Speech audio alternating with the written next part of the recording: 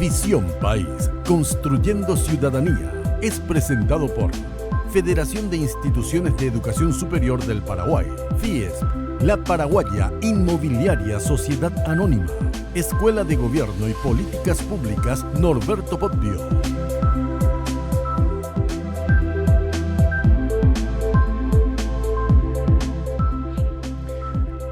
Bienvenidos a Visión País, buenas noches, agradecemos su preferencia. El presidente electo y proclamado Santiago Peña anunció a su primer ministro de su gabinete, al señor Enrique Riera, como el futuro ministro del Interior. El Ministerio del Interior, sin lugar a dudas, no solamente es un ministerio político, sino un ministerio que en términos de seguridad ciudadana representa el organismo, digamos, rector de la seguridad interna en nuestro país. Y hoy las redes sociales, los noticieros de los canales de televisión, y no sabemos si lo que hacen es maximizar, amplificar los hechos punibles que acontecen diariamente, asaltos, hurtos, en fin, todas esas tipificaciones que ustedes pudieran identificar y que están vinculadas con la seguridad ciudadana, es el pan nuestro de cada día.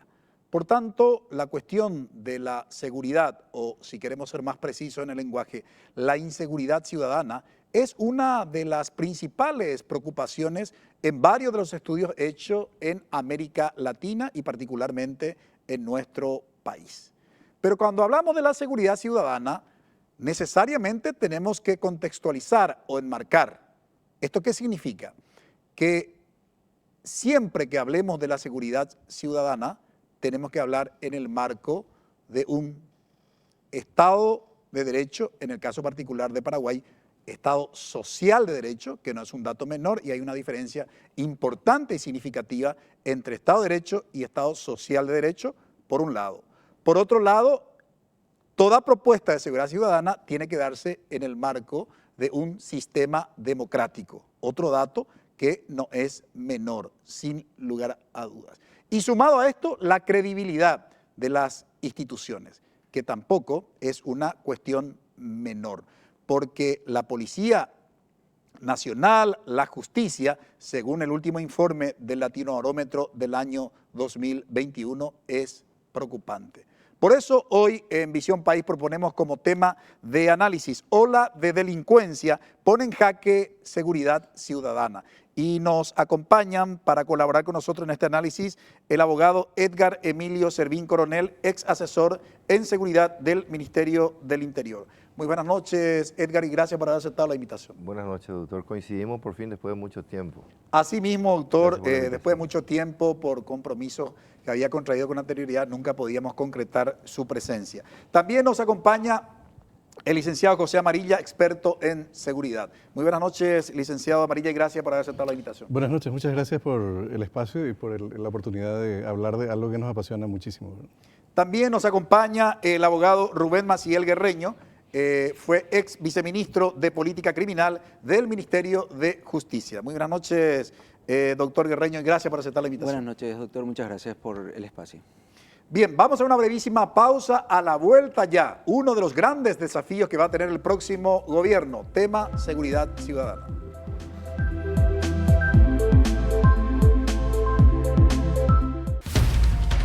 En NPI te presentamos el resumen del día en La Jornada. La policía detuvo a 24 hinchas del Club Atlético Nacional de Medellín. Dante Melgarejo y Gabriela Sosa te conectan con entrevistas y opiniones, con análisis en profundidad.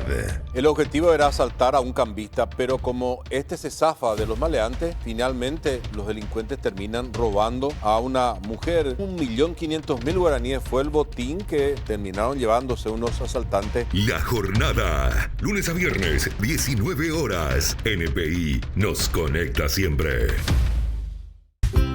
Turno tarde. Varias extorsiones que se dan desde la cárcel, tiene como nombre Operativo Cascabel, un esquema que operaba desde Tacumbú. 7 son las víctimas y la recaudación de la gavilla oscila entre los 80 a 90 millones de guaraníes. Dante Melgarejo, Natalia Sosa Jovellanos, Elvio Acosta te actualizan con toda la información de la tarde. El tema de la extorsión en la cárcel ya es un escándalo. A ellos le permiten tener esto, el teléfono celular, tienes wifi, tienes sistema. Déjense ¿Cómo se joder. permite? Turno tarde, de lunes a viernes a las 15 horas. NPI nos conecta siempre.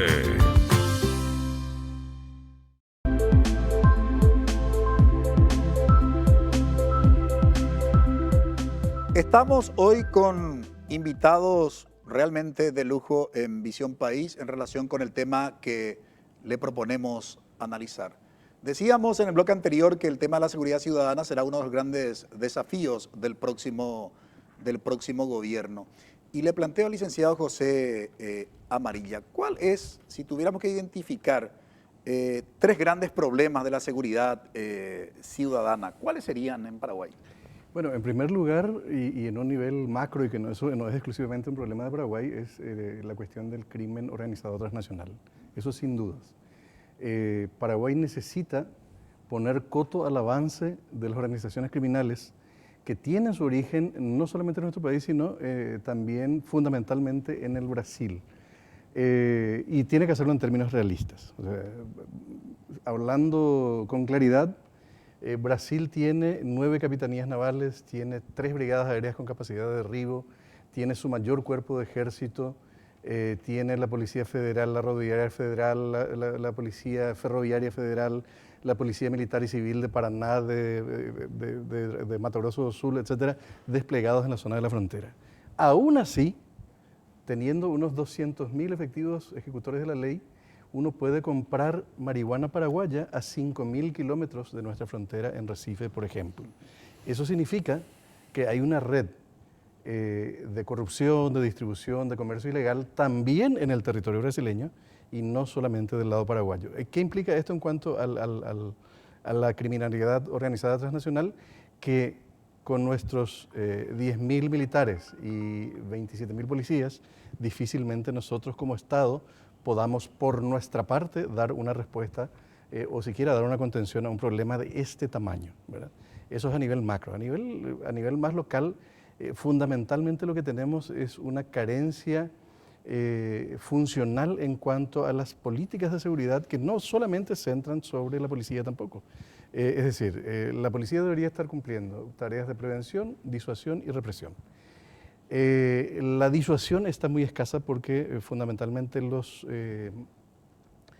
talentos humanos, los recursos humanos de la Policía Nacional están distribuidos de una forma tradicionalmente deficiente. Más del 50% de la policía en el Paraguay no hace tareas policiales, hace tareas de vida de cuartel. Hay 4.500 tácticos, 4.000 efectivos que se dedican al tema administrativo y otros que están de apoyo al servicio dentro de la policía. Pero no solamente esto. Los gobiernos subnacionales, los gobiernos municipales, las gobernaciones, etcétera, no tienen ninguna presencia en materia de prevención. Y todos los modelos exitosos de prevención en el mundo descansan sobre el trabajo con las comunidades, organizaciones vecinales, gobiernos municipales, etcétera. Es más, muchos de los órganos policiales más famosos del mundo son policías municipales, por ejemplo, la Policía de Nueva York, ¿verdad? Y luego, cuando pasamos a la instancia que debería velar por la investigación, nos encontramos con fiscales que están cambiando cocaína por bicarbonato de sodio para favorecer a presuntos narcos, jueces que se prestan a ese tipo de juegos. Entonces, si nuestra prevención no existe como política, si nuestra policía tiene escaso poder de disuasión, si nuestros jueces y fiscales se dedican a encubrir la criminalidad o a complicarse con la criminalidad, y si nuestras cárceles funcionan hoy como depósitos de seres humanos donde no hay políticas constantes, estables de reeducación, resocialización y un Estado que no garantiza la reinserción social, entonces la problemática de la seguridad adquiere una dimensión dentro de la cual la Policía Nacional realmente, o lo que se puede hacer desde el punto de vista policial, representa un 15 o un 20% de la problemática o de la capacidad de soluciones a esa problemática. ¿Cuáles serían los principales desafíos, doctor Servín, del próximo ministro del Interior? Básicamente trabajar sobre políticas públicas concretas a partir de un diagnóstico prospectivo, un diagnóstico preventivo, ver, digamos, cómo se plantea o cómo se presenta el escenario. Yo creo que entre los estudiosos o entre los académicos hay una coincidencia en relación a que el crimen organizado transnacional es el problema más grave que tiene el Paraguay y la escasez de recursos con los cuales nosotros contamos para poder combatir a ese evento, de alguna u otra forma requiere de cooperación y apoyo internacional, ¿verdad?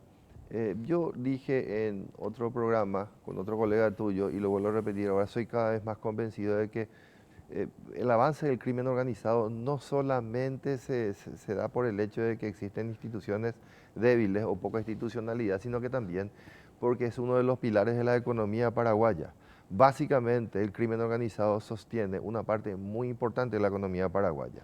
Traigo a la colación la investigación del desaparecido sociólogo Tomás Palau, que decía que los 4 pilares de la economía paraguaya es el capital paraguayo, el capital extranjero, los agronegocios y el crimen organizado. Mientras el crimen organizado siga siendo uno de los pilares de nuestra propia economía, va a ser muy complicado tener que enfrentar eso. Y no admitir esa realidad sería de alguna u otra forma antiético y de alguna u otra forma poco sostenible para poder tener discursos sostenibles que incorporen de alguna u otra forma a la participación ciudadana, como dijo el profesor Amarilla hace algunos minutos, ¿verdad? Es muy importante la participación ciudadana.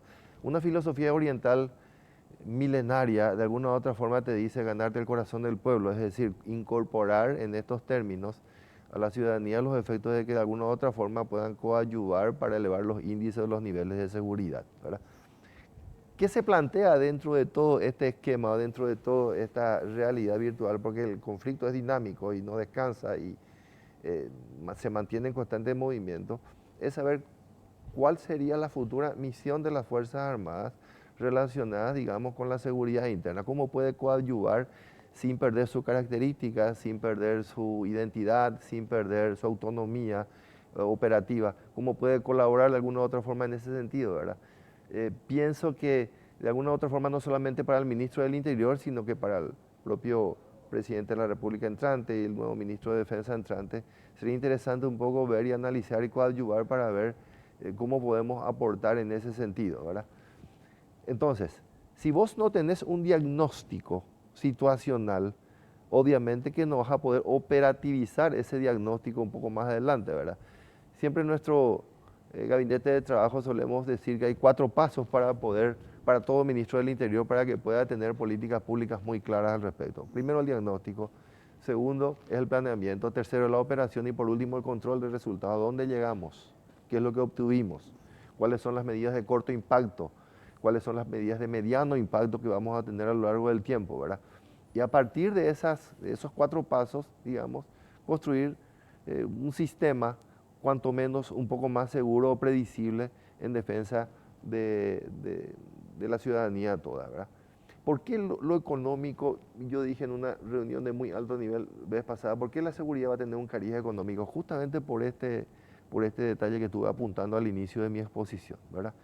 El crimen organizado paga hospitales, paga formación académica, paga educación, permea transversalmente en todos los niveles, eso es noticia día a día. Y estamos construyendo básicamente un poder paralelo al Estado porque el Estado hoy, filosóficamente hablando, está en contradicción. Ernst Young, Jürgen Habermas hablan y tocan ese tipo de cuestiones, ¿verdad? A veces critican mi ponencia cuando digo de que el crimen organizado de alguna u otra forma te compra territorio, población, policía, que son elementos a veces constitutivos del propio Estado, es decir, solucionan problemas y litigios vecinales, regionales, inclusive entre las personas, ¿verdad?, sin la intervención estatal. Y eso no es grave, es gravísimo. Queremos hablar ahora de la política criminal y creo que el doctor Guerreño combina ese perfil de su formación académica con la experiencia de haber gestionado el Viceministerio de Política Criminal.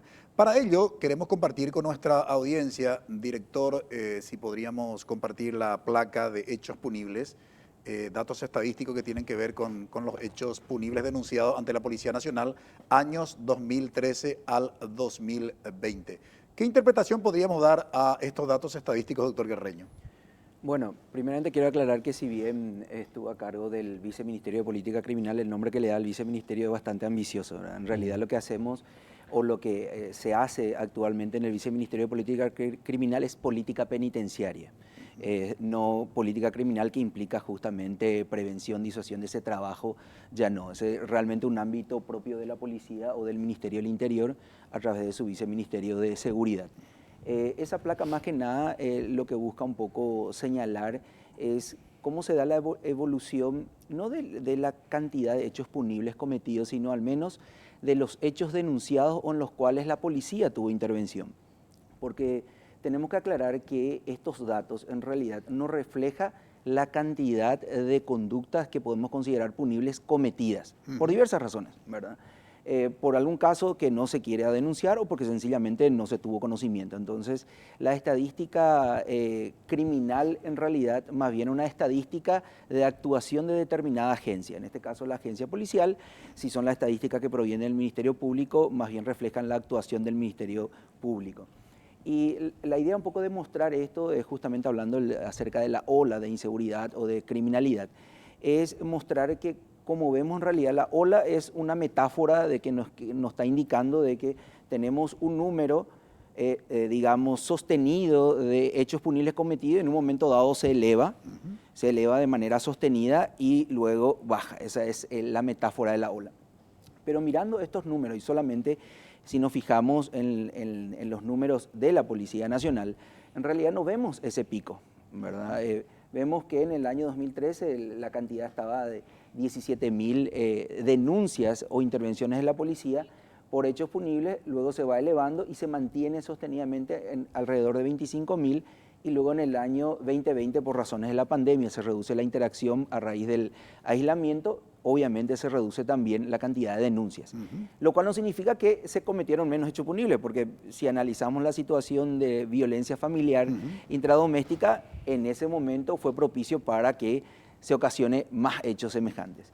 Entonces, cuando nos encontramos con noticias como esas o leemos un artículo que hablan de la ola de criminalidad, de ola de inseguridad, en realidad no tiene una finalidad informativa porque uno no ve el respaldo con un dato mínimamente objetivo, ¿verdad?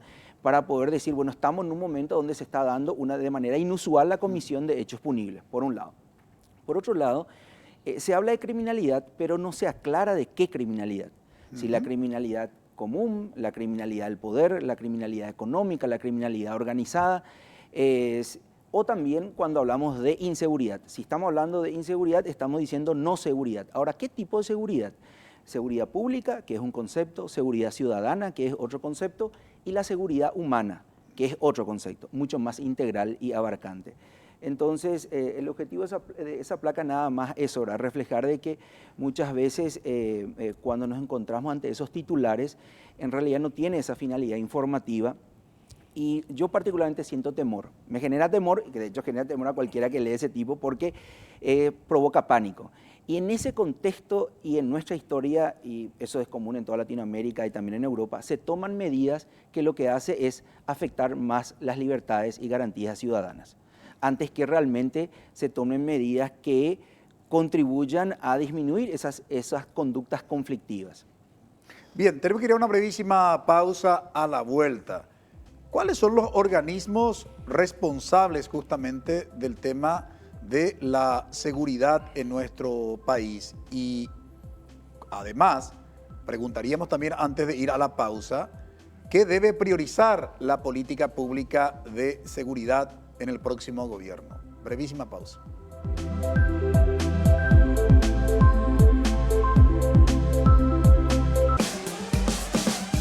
Buenos Días Paraguay. Ministerio de Educación da potestad a familias para decidir sobre seguridad en escuelas. Te conectamos con la información más precisa para arrancar la jornada bien informado. Patricia Vargas y Juan Carlos Vareiro te acompañan en Buenos Días Paraguay. Si los padres están poniendo, tal vez no sea ilegal, pero eso no atenta contra la intimidad de las personas, no es un escáner que te desnuda. Con el característico sonido dulce que acaricia el alma, la arpa paraguaya es el principal emblema musical que tiene el país. Lunes a viernes, después de la misa, NPI nos conecta siempre. Código Peligro. Los malvivientes aprovecharon el escaso movimiento por las inclemencias del tiempo que había en ese momento. Luego uno de ellos desciende e ingresa con un arma de fuego y de inmediato exige todo el dinero a la cajera que se hallaba en ese momento trabajando. Francisco Ortiz te conecta con los sucesos policiales más relevantes del día. 4 hombres que la seguían en otros 2 discípulos la atropellaron para sacarle su motocicleta, pero gracias a su heroica y arriesgada acción pudo evitar que le arrebaten su elemento fundamental de movilidad. Código Peligro. Lunes 21 horas. NPI nos conecta siempre.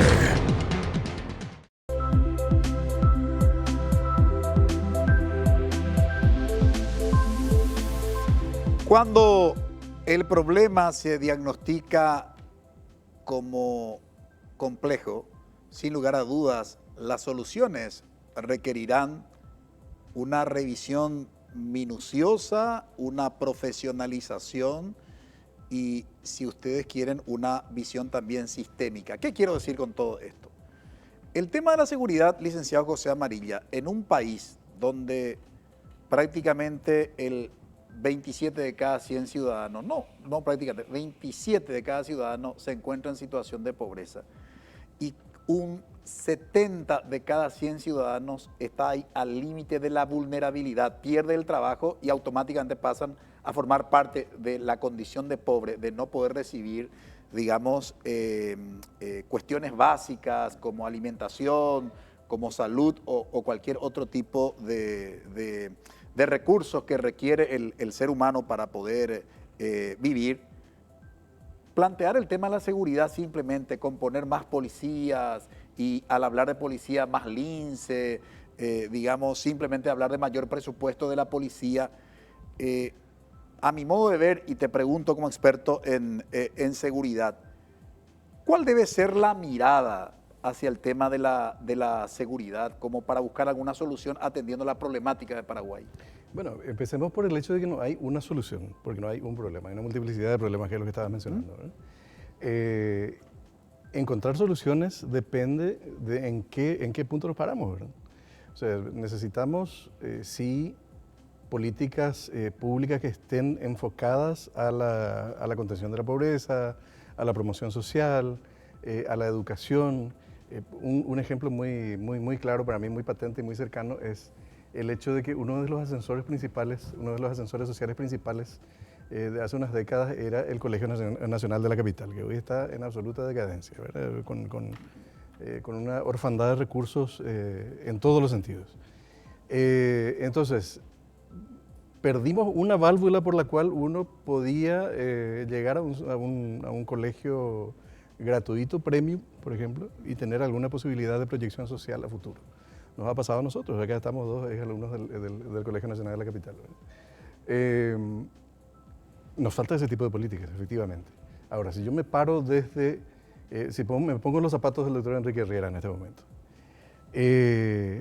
ahí tengo que buscar un equilibrio satisfactorio, operativo, que me dé la posibilidad de equilibrar un juego que incluye recursos humanos, recursos materiales, recursos tecnológicos y recursos presupuestarios para dar, ni siquiera para dar respuesta, para prevenir efectivamente lo que pueda manifestarse como fenómenos relacionados con la delincuencia en los próximos 5 años.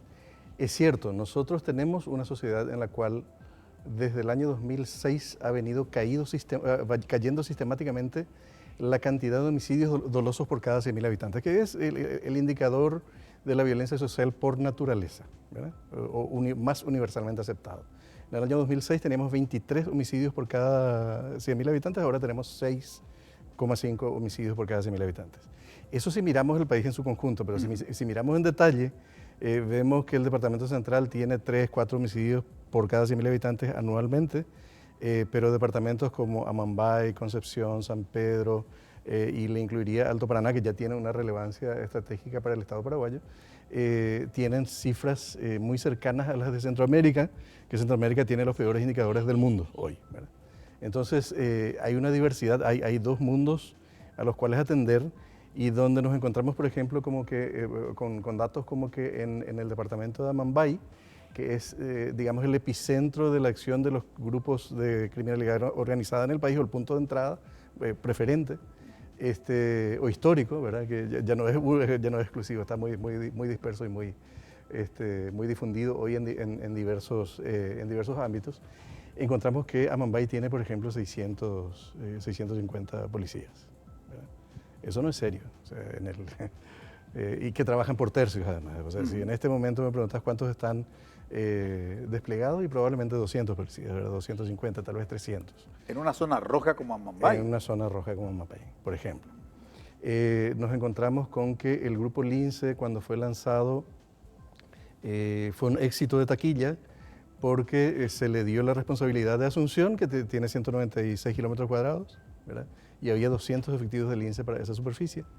Luego este éxito de taquilla se dijo, bueno, queremos para el Departamento Central también, pero resulta que el Departamento Central tiene 2.600 kilómetros cuadrados y Lince al año siguiente pasó a tener 250 efectivos, es decir, le aumentamos su territorio por 15 y le dimos 20% más de personal. O sea, no hay relación en cuanto a las exigencias que tenemos y a las expectativas que nos generamos al respecto. Hoy creo que el Lince tiene 12 o 13 municipios y como 15.000 kilómetros cuadrados bajo su responsabilidad y tendrá unos 600 efectivos actualmente. O sea, la relación de lo que esperamos, y además de eso no se previó algunas cosas elementales, como por ejemplo, excelentes motocicletas para empezar el trabajo de los Lince. Pero esas motocicletas tienen un periodo de vida útil. No se previó su recambio, por ejemplo, ¿verdad? No se previó corona, cadena y piñón, cuestiones así muy elementales para los elementos que utilizamos. Entonces, desde el punto de vista de los que tienen que generar políticas públicas de seguridad que mencionaba el doctor Servini hace rato, realmente el equilibrio que va a tener que hacer el nuevo gobierno es sumamente delicado. Yo comenzaría probablemente por una mejor distribución de los recursos humanos de la policía, lo cual implica, por ejemplo, para el caso de Luque, 280 policías en un lugar que tiene 120 asentamientos, alta pobreza, cuyos indicadores, todos los indicadores, tienen niveles epidémicos, excepto el tema de homicidio doloso por cada 100.000 habitantes, y necesitaría 800 policías para Luque, por ejemplo, pero no es que yo envío 800 policías a Luque. Necesito para eso mejores dormitorios, baños, lugares sexados, patrulleras, armas, chalecos. En todo Luque hay 35 chalecos antibalas para la policía. Doctor Servín, si tuviéramos que focalizar nuestra mirada en la organización del Ministerio del Interior y la Policía Nacional, ¿qué habría que modificar, reformar para tratar de dar respuesta a la problemática de la seguridad? Yo primero observaría si es que el poder político o el ministro del Interior va a contar con los 3 pilares que van a ser, digamos, los requisitos para su gobernabilidad. En primer lugar, el control del presupuesto. Se estudia internacionalmente hablando, es una práctica muy corriente que el ministro de Seguridad que no controla el presupuesto no es ministro de Seguridad. En primer lugar, el ministro de Seguridad tiene que controlar el presupuesto de la fuerza. Segundo, políticas públicas. Las políticas públicas le trascienden a la persona, es decir, continúan por los 5 años, ¿verdad? Una vez que se tenga el diagnóstico y la focalización de los problemas principales, saber, digamos, cuáles son los puntos que se van a atacar y cómo se van a administrar y direccionar todos aquellos talentos humanos, materiales, tecnológicos y presupuestarios del cual estábamos hablando en el bloque anterior y que son muy importantes para el efecto. En tercer lugar, la ley, las normas. ¿Cuáles son las normas con que cuenta un ministro del Interior para poder, digamos, relacionarse con la fuerza? A partir de ahí nosotros podemos tener una visión un poco más objetiva, un poco más amplia y un poco más certera de cómo van a transcurrir ese proceso de tiempo. Pero fíjate en el siguiente detalle, doctor, y yo suelo conversar muchas veces con colegas militares y con oficiales de la Policía Nacional en el recelo a la manipulación del cual ellos corporativamente hablando temen, si es que de alguna u otra forma existe una suerte de inmiscuición política en las labores propias que ellos están haciendo. Y nosotros no podemos negar que nuestras fuerzas de defensa y de seguridad tuvieron una evolución desde el golpe de febrero del 89 hasta la fecha, como que están más profesionalizados y más institucionalizados, ¿verdad? Existen obviamente corporaciones internas que gestionan la seguridad o la defensa, que salen del camino o que, digamos, se asocian a criminales organizados o criminales comunes para poder, digamos, obtener mejores ganancias económicas. Ese es el fondo de la cuestión, ¿verdad? Y es un combate que diariamente tiene que hacer, digamos, un ministro del Interior en relación a su relacionamiento con la fuerza. Quien controla asuntos internos también forma parte de toda esta perspectiva, de todo este expertise, ¿verdad? De momento es una incógnita de cómo el ministro Riera va a poder relacionarse con la institución de esa forma. Lo he visto o lo he escuchado, digamos, defendiendo las reformas que van a ser introducidas. Pero el principio general básicamente es el siguiente, ¿verdad? El poder político o la expresión política tiene que controlar de alguna u otra forma, tiene que tener supremacía sobre los órganos que gestionan la seguridad. ¿Y por qué este detalle? Por lo siguiente. Fue estudiado y los politólogos, los filósofos no quieren meterse mucho cuando se trata de temas de seguridad y defensa porque, digamos, o no entienden o no conocen o no son del área. Y les cuesta mucho escribir alguna bibliografía al respecto. A mí mismo me cuesta mucho encontrar el parecer de algunos colegas y nos refugiamos un poco en nuestra biblioteca interna, ¿verdad? El grave problema acá para la política y para la ciudadanía es la diferencia, el parteaguas que existe entre la autoridad electa y el que gestiona la seguridad. Es decir, entre la autoridad electa, ministro, y la ciudadanía indefensa muchas veces existe un gestor de la seguridad, ¿verdad? Y ese gestor de la seguridad es la fuerza que tiene que llevar adelante el trabajo de prevención cotidiano. Siempre yo cuento esta anécdota, no voy a decir nombre, ¿verdad? Pero normalmente cuando una autoridad se va y se sienta para empezar su gestión, la gente encargado de poder gestionar el servicio le dice, mira viejo, acá las cosas funcionan así, como que se sienta encorsetado para llevar adelante alguna labor. Y ese es un juego de tira y afloje que de alguna u otra forma se subsana en base al desarrollo de estos tres pilares que te dije. Yo tengo el presupuesto o no tengo el presupuesto. Las leyes de alguna u otra forma me dan autonomía y me dan una autoridad o no me dan autoridad.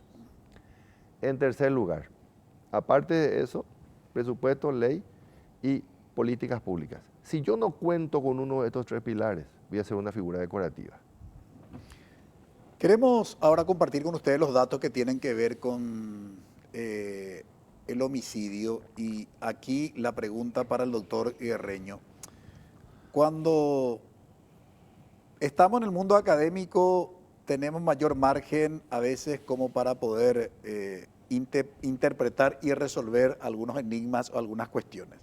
Pero uno cuando está en la responsabilidad de la gestión del Estado, tiene que tener bastante, digamos, margen, ¿no? Perdón, el margen es muy estrecho para poder, digamos, tomar las decisiones, ¿verdad? ¿A qué voy, doctor Guerreño? A que se aplica realmente la ley tal cual como está redactada cuando uno está en función de Estado, o tendría que evaluar también cuáles serían las consecuencias de la aplicación literal de la ley en un caso particular. Ejemplo, bueno, se cierra la ruta, cierran 5.000 personas la ruta, ¿sí? Si yo tuviera que aplicar la ley, parto desde la Constitución, libre tránsito, entonces digo, bueno, aquí abramos la ruta como sea, si hay que garrotear a todos, le garroteamos y no importa las consecuencias que pueda haber. O evalúo cuando estoy en función del Estado, con una responsabilidad en función del Estado, evalúo, digo, a ver, ¿qué consecuencia podría tener, digamos, la aplicación literal? A eso me refiero, ¿verdad? Pero quisiera partir primero del tema de los homicidios. ¿Qué nos dice, digamos, estos datos estadísticos, director, si compartimos, de homicidios? ¿Paraguay sigue siendo un país seguro si comparamos con el resto de la región o no? Bueno, así como ya adelantó el licenciado Amarilla, efectivamente la tasa de homicidios por cada 100.000 habitantes tiene una tendencia a la baja, digamos. Acá vemos de los últimos años, 2019 al 2022, donde hay una pequeña oscilación, pero en realidad esa oscilación es para abajo. O sea, va en el 2021 hubo un aumento en relación al 2020 del 7%, pero ya en el 2022 hubo un deceso del 13%, o sea, 13% menos de homicidios. Eso obviamente nos está indicando que esa conflictividad que puede desencadenar en matar a otra persona se va reduciendo en el Paraguay. Pero obviamente eso es un aspecto de la seguridad humana. Hay otras cuestiones en donde la ciudadanía, y más aún en un estado tan desigual como el del Paraguay, siguen sufriendo, ¿verdad? Este es un aspecto de ese aspecto tan complejo que hace a la seguridad humana. Y lo otro en realidad, en relación a la aplicación de las normas, en particular aquellas normas de índole punitiva, ¿verdad? O que implica la acción policial por parte del Estado. Esas son normas que siempre impactan en la realidad social. Es decir, uno no puede pretender aplicar a rajatabla lo que establece algunas acciones porque uno se enfrenta hacia una realidad social que también debe ser considerada. Porque nosotros tenemos un código elaborado por un dogmático penal de primera línea, es que no podemos pretender, ¿verdad?, que en toda su extensión pueda ser, y de hecho no lo es, ¿verdad?, aplicada tal cual. Tampoco las acciones que la policía tiene, ¿verdad? Eso en la medida en que la policía va ganando mayor institucionalidad, va a tener mayor legitimidad en su accionar. Entonces, cuando tenemos una agencia policial que no goza de prestigio, una acción de ese tipo no va a gozar de la legitimidad que puede tener si lo comparamos con otras instituciones.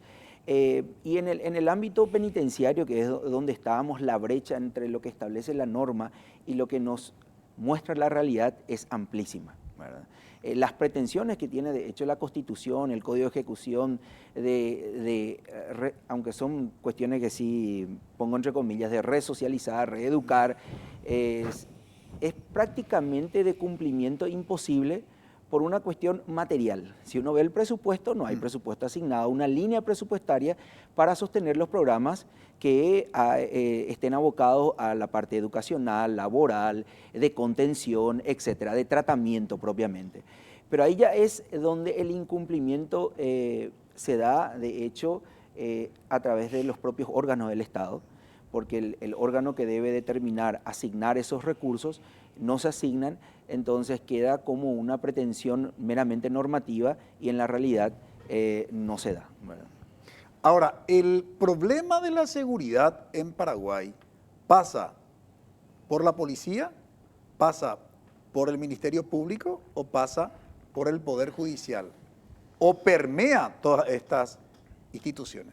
A esto hay que sumar obviamente una cuestión común a estas tres instituciones mencionadas, los hechos de corrupción.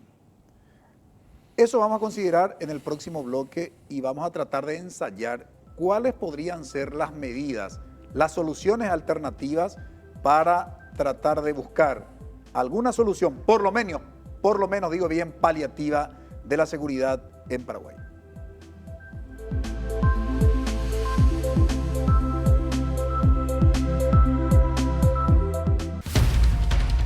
Teledía de 13 a 14. Nos centramos en informaciones que resulten útiles para el desarrollo de tus actividades. Ya empezaron los controles de tal modo a cortar directamente el servicio de energía eléctrica a aquellas personas que están con deudas y que no se acercan a la institución a realizar algún tipo de planteamiento. Conéctate con Carolina Arévalo y Roberto Coronel en Teledía de 13 a 14. Informaron acerca de la suspensión de las clases luego de que se tuviera conocimiento de amenazas de tiroteo en esta universidad privada. De lunes a viernes a las 13 horas, NPI nos conecta siempre.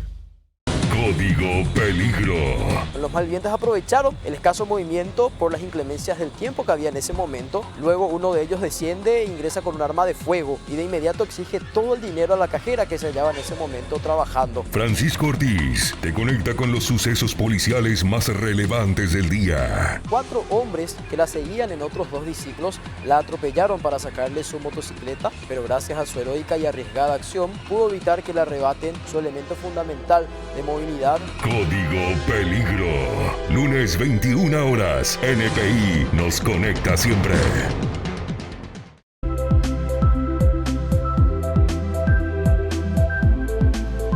Queremos en este bloque hablar de soluciones alternativas al drama de la seguridad en nuestro país. Habíamos mencionado 3 organismos: Policía Nacional, Ministerio Público y Poder Judicial, que en términos de credibilidad, yo no sé si habría entre estos 3 organismos alguien que goce de mayor credibilidad en términos de percepción ciudadana, que no es, sin lugar a dudas, una cuestión menor, porque lo primero que plantea por lo menos la literatura especializada es la confianza en las instituciones.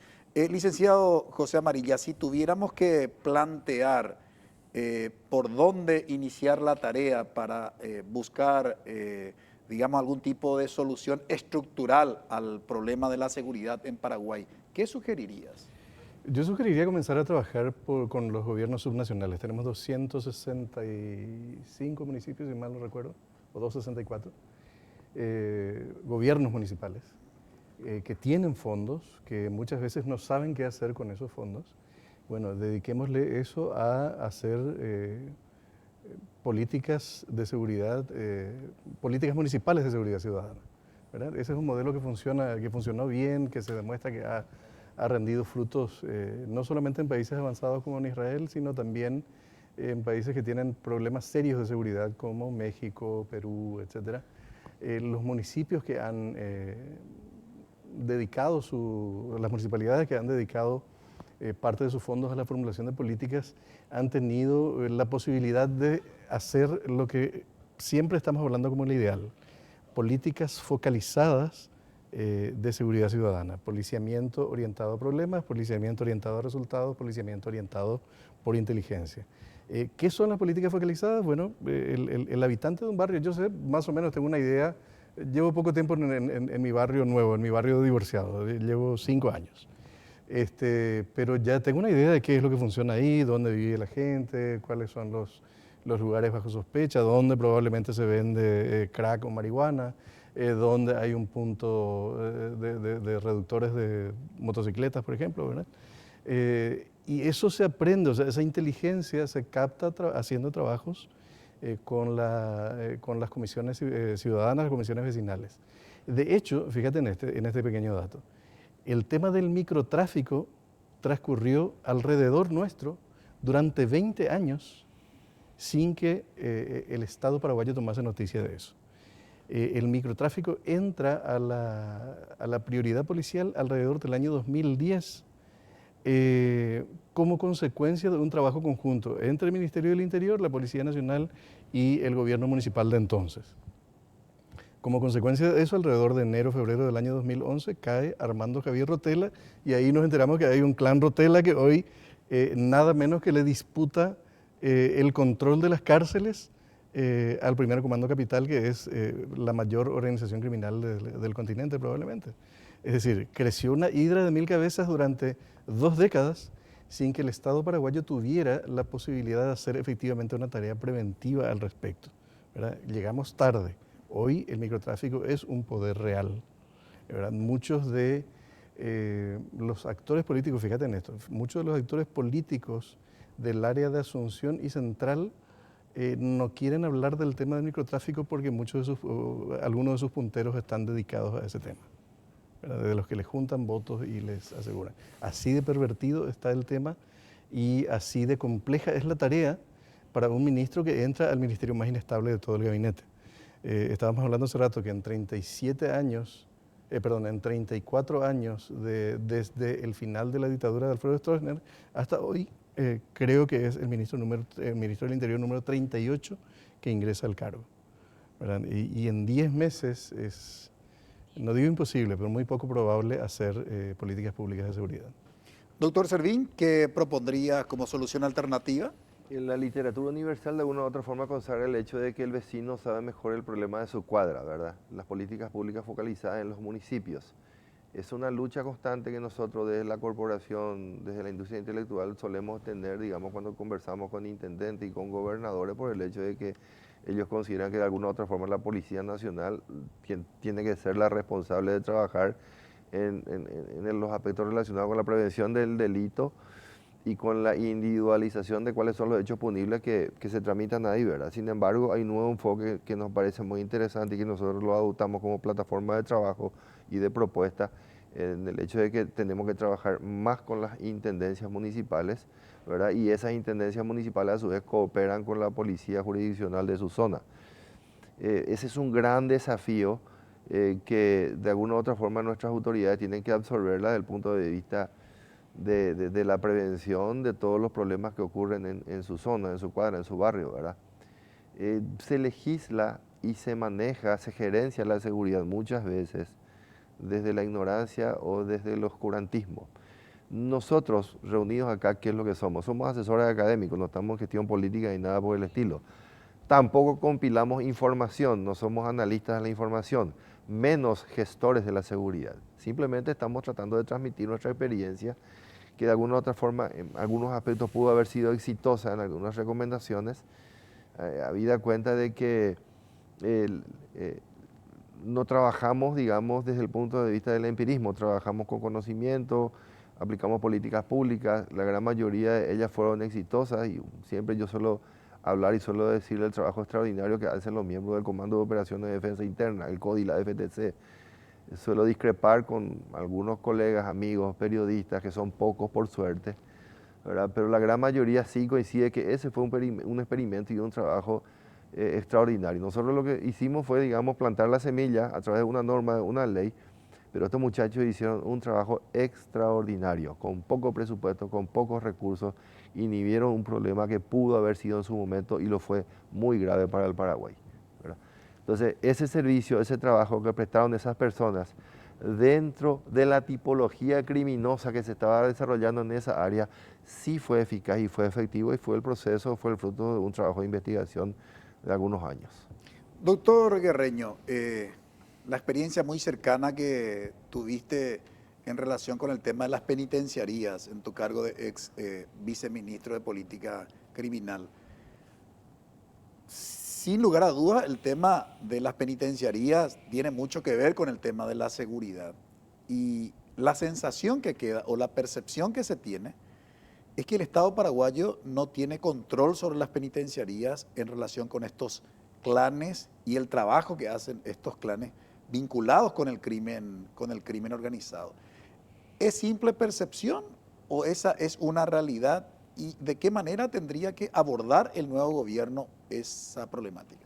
Sí, efectivamente el sistema penitenciario históricamente tiene innumerables debilidades, ¿verdad? Y la causa quizás principal de esa debilidad es el hacinamiento. El hacinamiento provoca que el control de la seguridad interna de las penitenciarías sea mucho más dificultoso. El hacinamiento provoca de que ocupar un espacio genere renta porque se paga por ese espacio. El hacinamiento hace que sea difícil acceder a los servicios básicos de sanidad. ¿Por qué? Porque ya todo empieza a tener un costo. Y ante todas esas falencias, la criminalidad organizada y en particular la forma de reclutamiento del PCC es valerse de esas necesidades que no pueden ser satisfechas por el Estado a través del órgano administrativo que se encarga de administrar las penitenciarías. De ese modo, efectivamente, se fortalece la criminalidad organizada, por un lado. Y por otro lado, es la prisión preventiva. El abuso de la prisión preventiva es la causa del hacinamiento. Números redondos, el sistema penitenciario actualmente cuenta con 18 establecimientos, varones y mujeres, de los cuales tienen disponibles plazas para albergar cómodamente, digamos, entre comillas, 9.000, 10.000, digamos, plazas.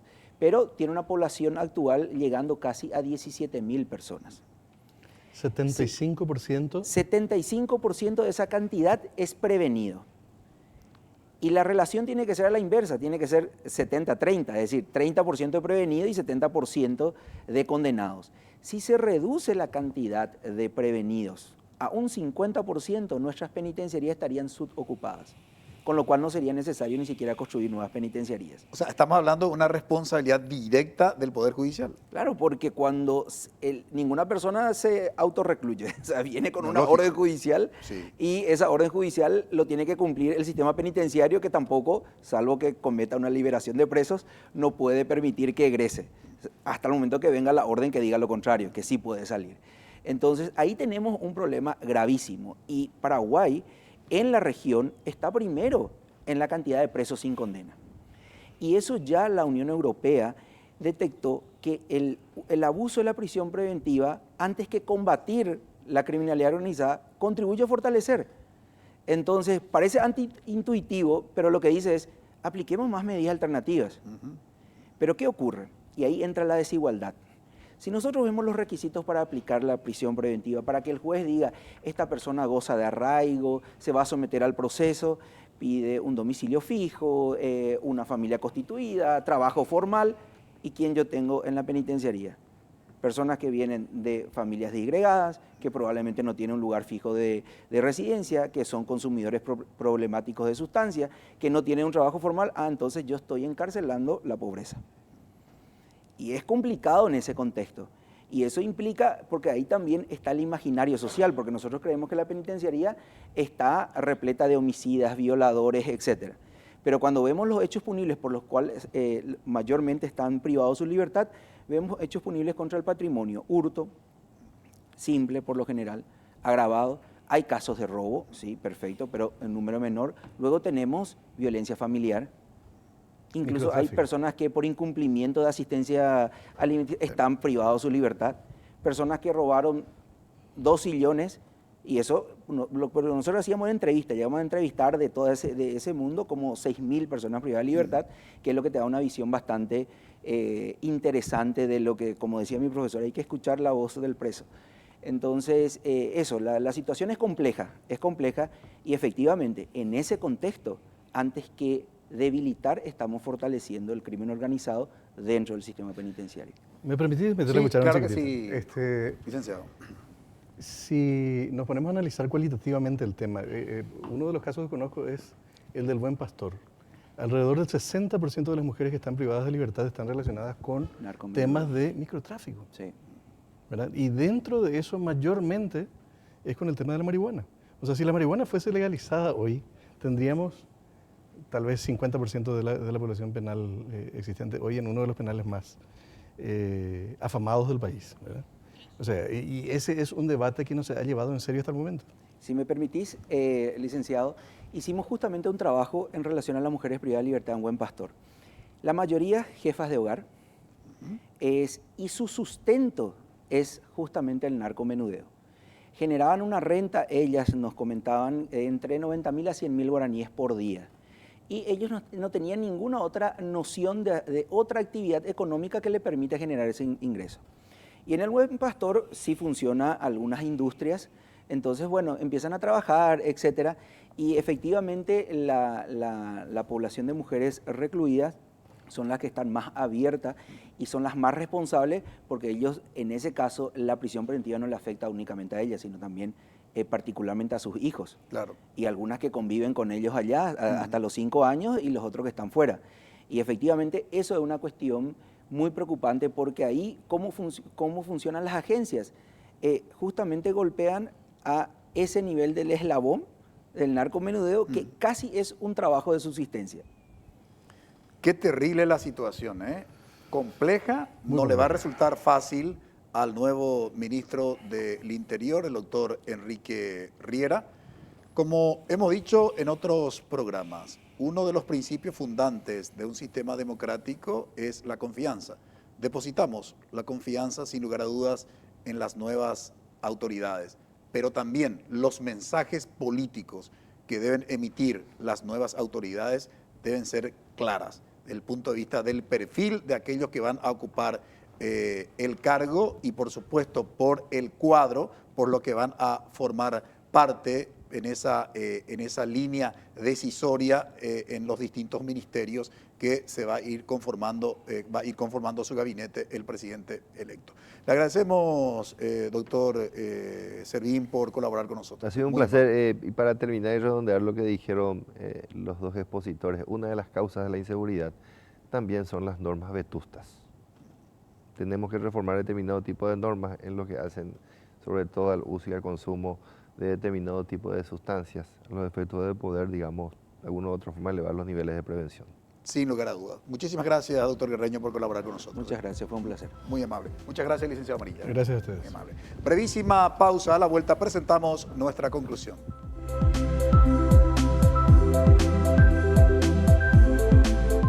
Código Peligro.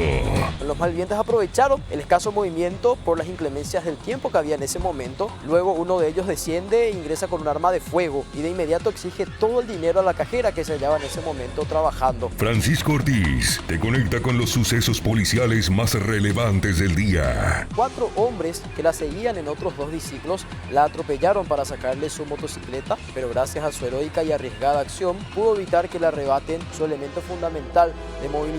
Código Peligro. Lunes 21 horas. NPI nos conecta siempre.